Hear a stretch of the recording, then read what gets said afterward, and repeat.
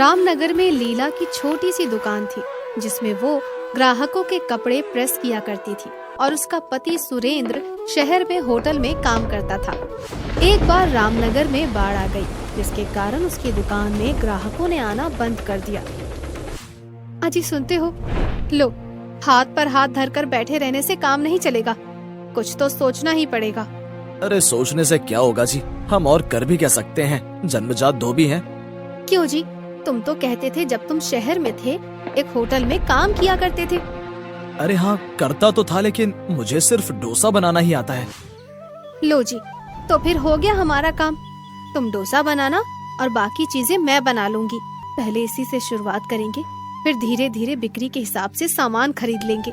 लीला सुरेंद्र की दी हुई लिस्ट के अनुसार सारा सामान इकट्ठा कर लेती है और अपने प्रेस की दुकान को साफ करके वहीं पर डोसे बनाने का चूल्हा लगा देती है। हे भगवान, तूने प्रेस की जगह यहाँ पर चूल्हा क्यों रख दिया? क्या ग्राहकों के कपड़े जलाने का इरादा है? कपड़े तो ना जलेंगे भाभी, लेकिन लोगों के दिल जरूर जलेंगे, तुम भी ध्यान रखना। बकवास ना कर लीला, मैं तो पड़ोसन होने के नाते पूछने आई हूँ।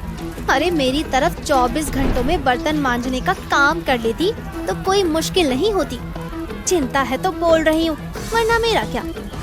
अरे भाभी, मैं तो मजाक कर रही थी। अरे हम डोसा बनाने का काम शुरू कर रहे हैं और आप तो जानती ही हैं, ये शहर में डोसा बनाते थे तो सोचा क्यों ना गांव में भी डोसा बनाया जाए, जरूर आना। लीला की पड़ोसन मुंह बनाते हुए चली जाती है। मन ही मन उसे बहुत जलन हो रही होती है। अगले दिन सुरेंद्र अपनी दुकान को सजाते हुए कहता है, अरे भाई सबको बता, पैसे तो है नहीं पर बोर्ड लगवाना पड़ेगा। अजी तुम तो बस मुझे बताया करो, मेरे पास इसका भी इंतजाम है। जरा ऊपर से पेंट का डिब्बा तो उतारो। लीला ने जल्दी जल्दी दुकान के पुराने बोर्ड पर स्पेशल डोसा शॉप लिखकर टांग दिया और बोर्ड देखकर लोग दुकान पर आने लगे। सबसे पहले पति का भाई, उसका देवर विजय दुकान पर आया। क्यों सुरेंद्र भाई, डोसा बना रहे हो? दुकान तो खोल ली है, पर ये सब कहीं लेने के देने न पड़ जाए। क्यों भैया, तुम्हारी छाती पर सांप क्यों लौट रहे हैं? सब पता है, तुम तो यही चाहते थे ना कि तुम्हारे घर आकर हम लोग भीख मांगे। अब अपना काम कर रहे हैं तो देखा नहीं जा रहा आपसे। हमें क्या पड़ी है तुमसे जलने की, तुम लोग तो वैसे भी भिखारी हो और भिखारी रहोगे। देखता हूँ कौन आता है डोसा खाने। सबसे पहला डोसा भगवान के लिए बनाता हूँ, उसकी खुशबू ही ग्राहकों को खींच कर ले आएगी। भैया पड़ोस में रहता हूँ, इसका मतलब ये नहीं है कि तुम्हारा भाई नहीं हूँ। पिताजी की बनाई ये दुकान मेरी भी थी, मुझसे पूछे बगैर तुमने दुकान बंद कर दी। मैं ये तवा लेकर जा रहा हूँ, हिम्मत है तो रोक लो। लो जी, अब बनाओ अपने डोसे, हम भी तो देखें। विजय डोसे बनाने का तवा उठाकर वहाँ से चला जाता है। अरे लीला, गजब हो गया, विजय हमारा तवा लेकर चला गया है। हमारे पास डोसा बनाने का तवा ही नहीं है। हमारा तो व्यापार शुरू होने से पहले ही खत्म हो जाएगा, लोग मजाक बनाएंगे। अजी इतनी जल्दी हिम्मत क्यों हारते हो? मुझे कुछ सोचने दो। अचानक लीला की नजर अपने ससुर की लोहे की इस्त्री पर पड़ती है। वो खुशी से मुस्कुराने लगती है। लो जी, हो गया इंतजाम, तुम चूल्हे को नीचे रख दो। ससुर जी की लोहे की इस्त्री पर बनेंगे डोसे। अब तो इस व्यापार पर ससुर जी का आशीर्वाद भी है। मैं इस्त्री को गरम कोयले से भर रही हूँ। क्या बात कर रही है, इस्त्री पर डोसा? तुम मेरा मजाक उड़ाने पर तुली है। लीला इस्त्री को उल्टा करके रख देती है और सुरेंद्र उस पर डोसा बनाता है और देसी घी की खुशबू से ग्राहक आने लगते हैं। अरे वाह सुरेंद्र भाई, ये तो बहुत ही बढ़िया किया। यहाँ तो कोई बढ़िया डोसा बनाने वाला नहीं था, और फिर तुम तो शहर से सीख कर आए हो, तो कम से कम कुछ बढ़िया खाने को मिलेगा। जरा मेरे लिए एक डोसा बना दो। भैया मेरे लिए भी डोसा बनाना बहुत दिन हो गए, जब शहर गया था तभी खाया था डोसा। हाँ हाँ क्यों नहीं, बस 2 मिनट बैठिए, मैं अभी तैयार करता हूँ डोसा। वाह वाह वाह, क्या बात है, तुम्हारे डोसे का स्वाद कमाल का है। इसमें आने वाली हल्की हल्की कोयले की खुशबू तो इसके स्वाद को 10 गुना बढ़ा रही है। जरा मेरे लिए 10 डोसे पैक कर देना। धीरे धीरे सुरेंद्र की इस्त्री डोसे की दुकान बहुत प्रसिद्ध हो जाती है। एक दिन मीडिया वाले सुरेंद्र का इंटरव्यू लेने के लिए आते हैं। आपको इसकी डोसा बनाने का आइडिया कैसे आया? कमाल का आइडिया है। आपके डोसे से आने वाली कोयले की सुगंध आपके डोसे को बाकी दूसरों से बिल्कुल अलग कर देती है। जी, ये आइडिया मेरे घर की स्त्री का है, जिसने पिताजी की स्त्री का कमाल का इस्तेमाल करवा दिया। सब हंसते हैं। मीडिया पर सुरेंद्र का इंटरव्यू वायरल हो जाता है। दूर दूर से लोग स्त्री पर बने हुए डोसे को खाने के लिए आने लगते हैं। अजी, तुमने तवा चुराकर सब बर्बाद कर दिया। देखो वो कहां से कहां पहुंच गए और हम आज भी वहीं के वहीं। अरे मैंने न्यूज में देखा है, सुरेंद्र भैया को तो सरकार से इनाम मिलने वाला है ताकि वो अपने ढाबे को और बड़ा कर सके। मैं तो कहती हूँ हमें भैया से माफी मांग लेनी चाहिए। हाँ, मेरे बड़े भैया बड़े दिल के आदमी हैं, वो हमें जरूर माफ कर देंगे। अरे हाँ जी, तुमने देखा नहीं, भैया ने तो फ्रिज, टीवी, कार सब खरीद लिया। जल्दी चलो, अब देर मत करो। वो दोनों तवा लेकर सुरेंद्र के घर पहुंच जाते हैं और उससे माफी मांगते हैं। सुरेंद्र हंसते हुए कहता है, अरे नाराजगी कैसी, अगर तुम उस दिन तवा नहीं ले गए होते तो भला स्त्री पर डोसा कैसे बनाते। अरे अरे, तुम तो गुरु हो गुरु। चलो हमारे साथ बैठो और स्त्री डोसा खाओ। सभी लोग हंसने लगते हैं और दोनों भाई गले मिल लेते हैं। वो आपको माँ के हाथ के बनाए अचार पसंद है ना, खासकर कटहल का अचार। जब अचार बनाने वाले के हाथ आपकी तरह मसालेदार होंगे तो अचार तो मजेदार बनेगा ही। मुझे अचार वाली भी पसंद है। आप वो माँ ने यहाँ पर अचार की दुकान लगाई है, आप आइए ना। कटहल के तो कई तरीके के अचार हैं, सूखा अचार, मसाले वाला अचार, अचार खट्टा मीठा अचार, मेरा मतलब खट्टा मीठा अचार, कटहल का अचार। कटहल का अचार बेचने वाली सास बहू। अचार ले लो अचार, सास की तरह तीखा, ननद की तरह मसालेदार। एक बार खाकर देखो, बनाओ खाना लज्जतदार। अचार ले लो अचार। अरे इंद्राणी, मेरा बेटा अमेरिका से आया है, पर तेरे पिछले साल के कटहल के अचार का स्वाद नहीं भूला। लो जी, कर लो बात। यूं ही भूल गए तो फिर इंद्राणी के अचार में मजा ही क्या। मैंने भी तो कटहल का अचार डाला है, मयंक से कहो मेरे हाथ का भी चक्कर देखे। अरे नाना गीता, ऐसी कोई बात ना है, मैंने तो खुद ही कटहल का अचार बनाया है। लेकिन ये मयंक है ना, उसे किसी के हाथ का अचार अच्छा ही नहीं लगता। दैया रे दैया, वाह रे हमरे मयंक भैया। अरे 1-2 दिन में अचार भिजवा दूंगी, कह देना उससे। इंद्राणी चाची के होते चटकारे लेने में कमी ना होगी। सुरभि की पड़ोसन गीता अपने पति से कहती है, अपनी बेटी के लिए मयंक का रिश्ता बहुत अच्छा है जी, जाना सुना लड़का है और कोई मांग भी नहीं। अरे मयंक कोई ऐसा वैसा लड़का नहीं है, अंतर्राष्ट्रीय कंपनी में जनरल मैनेजर है। वो भला मध्य वर्गीय लड़की से शादी क्यों करेगा। अरे मोरी मैया, इसका मतलब तुमने अब तक अपनी पत्नी को समझा ही नहीं। इस मयंक को तो मैं अपना ही दामाद बनाऊंगी। हाँ। अगले दिन इंद्राणी अपनी बेटी स्मृति के हाथ अचार भिजवाती है। स्मृति काफी खूबसूरत और पढ़ी लिखी और सुलझी हुई लड़की होती है। अरे ये तो बहुत सुंदर है, इसका पत्ता काटना होगा वरना रागनी का पत्ता ही कट जाएगा। अरे कहाँ जा रही हो? माँ ने अचार भिजवाया था काकी, वही देने जा रही हूँ। अच्छा, ला ला, मैं दे दूंगी, मुझे दे दे। गीता अचार में बहुत सारी मिर्च और नमक मिला देती है, फिर बाहर आकर बोलती है, अरे ओ स्मृति, तू ही ले जा। अभी याद आया, मुझे तो थोड़ा काम है। ले जा। कोई बात नहीं काकी, मैं ही ले जाती हूँ। स्मृति सुरभि के घर पहुँचती है। सुरभि काकी, कहाँ हैं आप? माँ ने अचार भिजवाया है, कहाँ रख दूँ? अरे कौन है? अच्छा स्मृति, अरे मयंक स्टडी में बैठा होगा, उसके हाथ में अचार दे आ, वरना मेरा सर खा जाएगा। स्मृति स्टडी रूम के अंदर जाती है और दूसरी तरफ से मयंक बाहर आ रहा होता है। दोनों टकराते हैं और अचार का कुछ मसाला मयंक की शर्ट पर गिर जाता है। इस तरह घर में क्यों घुसी चली आ रही हो? मेरी पूरी शर्ट गंदी कर दी। अब मुझे माफ कर दीजिए, मैं तो सिर्फ ये कटहल का अचार देने आई थी। अब सॉरी। कटहल का अचार? जरा देखूं। ओह माय गॉड, ये तो बिल्कुल जहर है, जहर। क्या हो गया काकी को? इसे खाना असंभव है, वापस ले जाओ। हाँ, मैं माँ को बता दूंगी। अगली बार से ऐसा नहीं होगा। अब मयंक की नजर सहमी हुई स्मृति पर पड़ती है और वो उससे नजर नहीं हटा पाता। मैं स्मृति हूँ। आई एम वेरी सॉरी कि मेरी वजह से आपकी शर्ट गंदी हो गई। अरे नहीं नहीं आई एम सॉरी, एक्चुअली मैंने ही देखा नहीं, गलती मेरी है, मैं चलता हूँ। स्मृति की साड़ी का पल्लू मयंक के गले से छू जाता है। उसकी गंभीरता को देखकर मयंक उसकी तरफ आकर्षित हो जाता है। मयंक बेटा, चल तेरे लिए खाना परोस देती हूँ। अब अपना फेवरेट अचार भी खा लेना। हाँ माँ अचार बहुत ही तीखा है, मैं नहीं खा सकता। वैसे भी उसके मसालों से मेरी शर्ट बर्बाद हो गई। ये जरूर स्मृति की गलती होगी।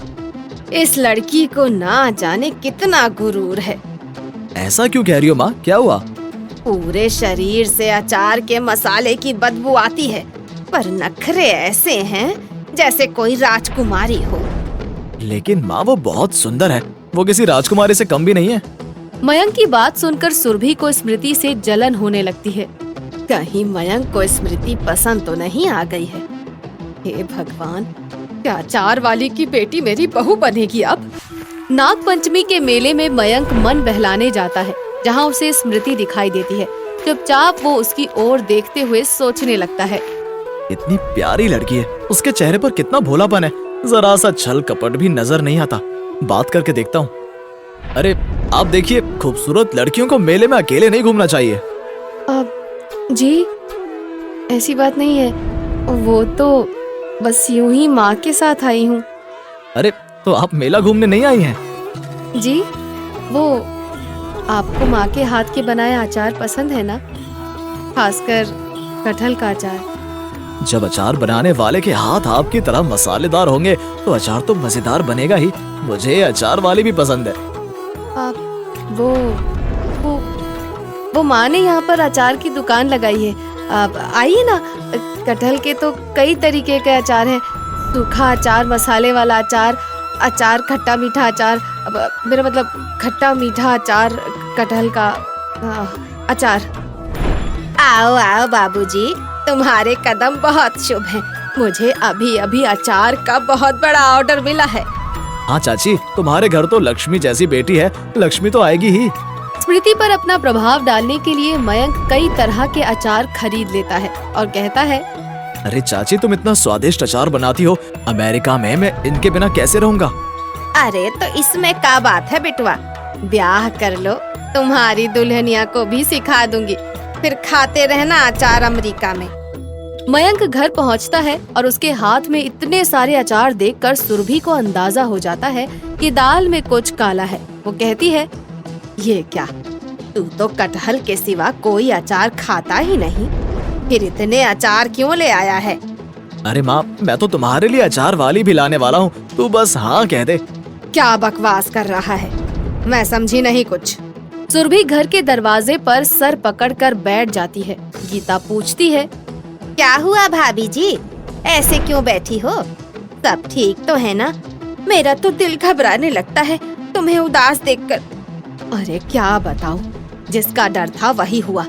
मुझे तो लगता है मयंक का दिल उस अचार वाली की बेटी पर आ गया है। हाय राम, क्या कह रही हो भाभी जी? मैंने तो पहले ही कहा था मयंक का रिश्ता मेरी रागिनी से कर दो, नाक तो कटने से बच जाएगी कम से कम। सुरभि 2 दिनों के बाद मयंक से कहती है, बेटा मैं बूढ़ी हो गई हूँ अब, क्या भरोसा मेरी जिंदगी का अब। ऐसा मत बोल माँ, तेरे सिवा मेरा कोई भी नहीं है, तू तो मेरा भगवान है। अगर तू सच बोल रहा है तो फिर रागिनी से शादी कर ले बेटा। माँ तुम जानती हो ना मैं स्मृति से शादी करना चाहता हूँ। लेकिन ये तो बता, रागिनी में ऐसी क्या कमी है? दूर क्या जाना माँ, बस इतना ही बता दो, क्या रागिनी स्मृति की तरह अचार बना सकती है? देख मयंक, अगर यही बात है तो रागिनी और स्मृति दोनों की अचार बनाने की प्रतियोगिता करवा देते हैं। हाँ, सुरभि और गीता अचार बनाने की प्रतियोगिता रखती हैं, जिसमें रागिनी और स्मृति दोनों ही भाग लेती हैं। देख गीता, अब तुझे ही संभलना होगा।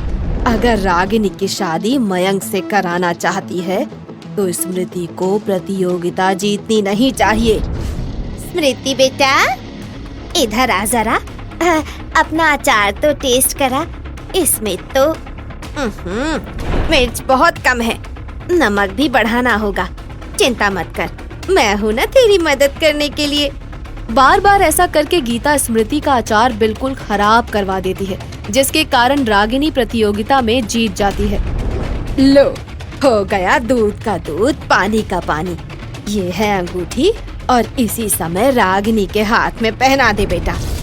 मयंक मजबूरी में रागिनी के हाथ में अंगूठी पहना देता है। माँ, मैं 6 महीने के लिए शहर जा रहा हूँ। मुझे एक नए सॉफ्टवेयर की ट्रेनिंग लेनी है। अब तो तुम्हारी देखभाल के लिए रागिनी भी है, अपना ध्यान रखना। मयंक अपना बैग उठाकर घर से चला जाता है। मयंक के जाने के कुछ दिनों बाद इंद्राणी स्मृति के साथ सुरभि के घर के सामने से गुजरती है। क्यों इंद्राणी, आजकल अचार बेचने नहीं आती हो? अरे क्या बताऊं भाभी जी, मयंक लल्ला तो हमारे लिए बड़े ही शुभ हैं। उनके पैर रखते ही हमें 50 किलो अचार बनाने का ऑर्डर मिला है। 50 किलो? अरे अकेले भला इतना अचार कैसे बना पाएंगी आप?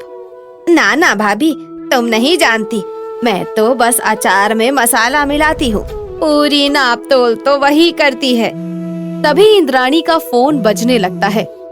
हेलो, हाँ, क्या कहा? आप दादी अम्मा अचार कंपनी से बोल रहे हैं?